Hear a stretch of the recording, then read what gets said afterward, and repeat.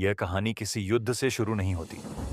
ये कहानी शुरू होती है कुछ ऐसे फैसलों से जो एक व्यक्ति नहीं बल्कि आने वाली पीढ़ियों का भविष्य तय कर देते हैं। ये कहानी है महाभारत की। बहुत समय पहले पवित्र गंगा नदी के किनारे एक बड़ा और समृद्ध राज्य बसा हुआ था। इस राज्य का नाम था हस्तिनापुर। हस्तिनापुर सिर्फ एक शहर नहीं था, यह भरतवंश का गौरव और पहचान था। हस्तिनापुर के राजा थे राजा शांतनु।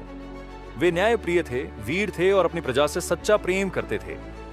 प्रजा भी उन्हें आदर और सम्मान की दृष्टि से देखती थी। एक दिन राजा शांतनु गंगा नदी के किनारे टहल रहे थे। तभी उनकी नजर एक सुंदर और शांत स्वभाव वाली स्त्री पर पड़ी। उसका चेहरा तेज से भरा हुआ था और उसकी उपस्थिति मन को शांति देती थी। राजा शांतनु का हृदय उसी क्षण उसे देखकर आकर्षित हो गया।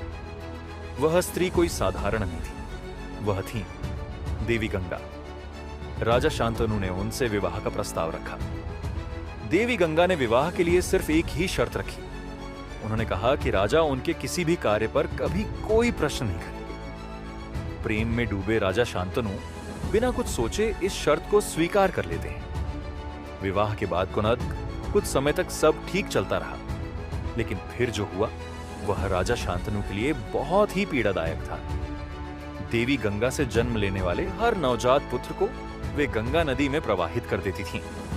राजा का मन हर बार दुख से भर जाता, लेकिन अपने वचन के कारण वे मौन बने रहते। इस प्रकार 7 पुत्र गंगा की धारा में विलीन हो गए। जब 8वें पुत्र का जन्म हुआ तो राजा शांतनु अपने आप को रोक नहीं पाए। उन्होंने गंगा को रोक लिया और प्रश्न कर बैठते हैं। तभी देवी गंगा उन्हें सच्चाई बताती हैं। वे कहती हैं कि ये सभी पुत्र 8 वसु थे जो एक शाप के कारण मनुष्य रूप में जन्मे थे और अब मुक्ति प्राप्त कर रहे थे। 8वें पुत्र को देवी गंगा अपने साथ ले जाती हैं। उस बालक का नाम होता है देवव्रत। कई वर्षों बाद देवी गंगा देवव्रत को वापस हस्तिनापुर ले आती है।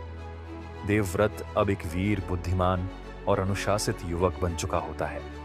वह शस्त्र विद्या में भी निपुण होता है और ज्ञान में भी श्रेष्ठ होता है। हस्तिनापुर को अपना भावी राजा मिल चुका था, लेकिन कहानी यहीं समाप्त नहीं होती। राजा शांतनु एक बार फिर प्रेम में पड़ते हैं और देवव्रत एक ऐसा वचन लेता है जो उसे महान बनाता है, लेकिन उसके पूरे जीवन को त्याग और बलिदान से भर देता है। अगली कथा में भीष्म प्रतिज्ञा, एक ऐसा वचन जिसने महाभारत की कहानी को नया मोड़ दिया।